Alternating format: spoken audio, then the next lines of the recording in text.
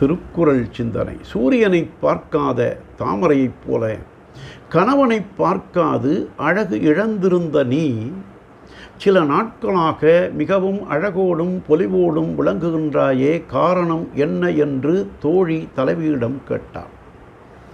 தலைவி,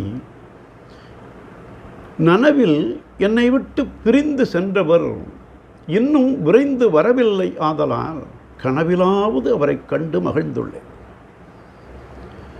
நனவில் நேரே அவரோடு சேர்ந்து மகிழேனாயினும் கனவிலாவது அவரை காண்பதால் தான் என் உயிர் வாழ்க்கை இவ்வளவில் நிலைத்துள்ளது.